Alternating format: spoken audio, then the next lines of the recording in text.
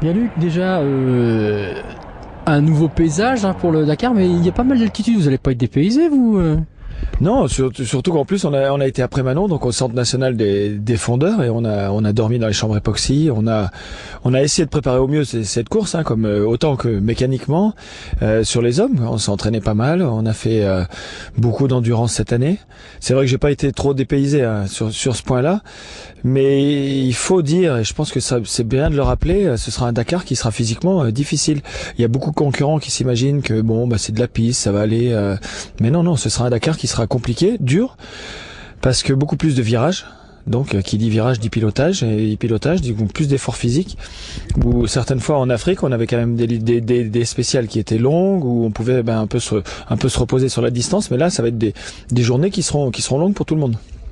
La voiture, on parle beaucoup du moteur diesel, mais elle a aussi évolué pas mal en châssis. Si vous devez faire une petite comparaison entre la voiture du précédent et celle-ci. Le châssis, il est bien né, celui-là. Pour l'instant, on a fait les 17 000 km d'essai, donc on a vraiment découvert une voiture qui, avec un empattement plus long, se comportait mieux dans tout le rapide. On avait souvent cet effet de kick, de rebond de l'arrière sur l'ancienne génération.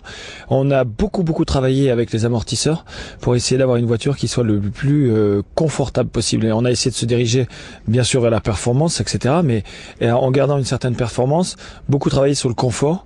Le confort, c'est quand même bien sur des longues étapes au niveau de la résistance physique. Si on est moins secoué, ça va être pas mal. Et donc on préserve aussi, en étant peut-être un tout petit peu plus souple, beaucoup de parties mécaniques. Mais donc c'est une voiture qui est bien née. Je dirais pas l'inconnu, mais le gros changement pour nous, c'est surtout le moteur. Donc avec un moteur diesel, on a gagné beaucoup de couple, on a gagné une certaine puissance différente bien sûr d'un moteur essence. C'est un gros changement, mais en tout cas en performance pure, on a gratté. Donc on n'a pas encore de comparaison directe avec la concurrence, mais j'espère qu'on sera dans le match.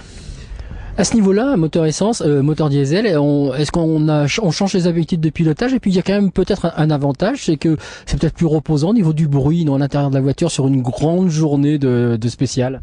Ah, exactement. Dedans le bruit est tout à fait différent. On est repassé nous sur des LED pour de shift pour changer les vitesses, parce que on était un petit peu perdu, dépaysé. Surtout que c'est des voitures qui sont bruyantes au niveau cailloux et projection contre la voiture. Donc au niveau moteur, on était quelquefois à l'oreille complètement dépaysé. Mais c'est vrai que sur une journée complète, même sur une course, au niveau mal de tête, concentration, etc., c'est bien mieux. Comme je l'ai dit tout à l'heure, donc le bruit et le confort en mieux. Donc je pense qu'on résistera un peu mieux aux grandes étapes. De votre point de vue plus personnel, le fait d'aller hors Afrique, de découvrir autre chose, est-ce que la motivation est différente ou pas? Comment vous abordez cette course? La motivation, elle est toujours la même. La motivation, elle est double, triple. Je pense que tout le monde veut gagner ce premier Dakar en Amérique du Sud. Ça, c'est déjà une première belle motivation. La deuxième, c'est de le gagner en diesel. Je pense que là, c'est un challenge qui intéresse technologiquement beaucoup de monde, beaucoup de marques aussi. Et je pense que Mitsubishi, on aimerait bien vraiment être les premiers à gagner en diesel. Et puis le troisième, c'est de regagner tout court. Je pense que j'ai eu la chance, donc avec Gilles, on a fait 2 fois Las Pampas Rally. Donc il y a 4-5 étapes où on connaît en gros les caractéristiques du terrain. Moi je suis ravi d'aller dans un pays de passionnés d'automobile, un rallye d'une diversité de paysages, de conduites différentes aussi. Donc il y aura du sable, les gens se disent non, il y a peut-être pas de sable. Il y aura de la montagne, il y aura des côtes pacifiques, il y aura le désert d'Atacama, il y aura de la Pampa, il y aura des canyons. Ce sera vraiment un rallye qui est magique. Donc moi je me réjouis, c'est sûr que c'est un virage important pour le Dakar. Il y avait cette image africaine, et je pense que quelque part le rallye un jour, j'espère, retournera en Afrique, mais pour l'instant l'Amérique du Sud est un réservoir de pistes, de surprises, de beauté naturelle qui est vraiment impressionnant.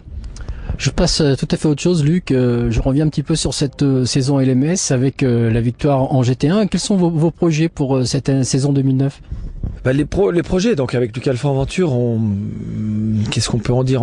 À l'heure actuelle, on aura donc une voiture qui va courir en GT-FIA avec Guillaume Moreau et Johan Claret qui nous a rejoint. Donc 2 jeunes qui, je pense, seront assez efficace et très rapide en FIA, sur un format de course bien sûr plus court.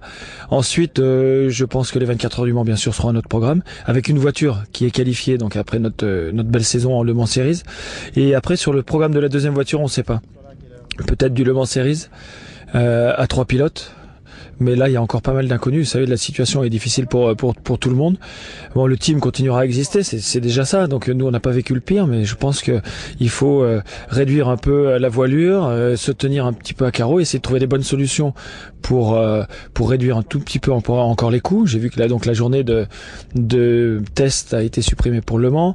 On risque de raccourcir aussi les week-ends du Le Mans Series. Commencer seulement le samedi matin, donc avec moins d'essais, moins de roulage. Donc c'est des solutions qui sont bonnes dans un moment qui est particulièrement difficile pour tous les teams.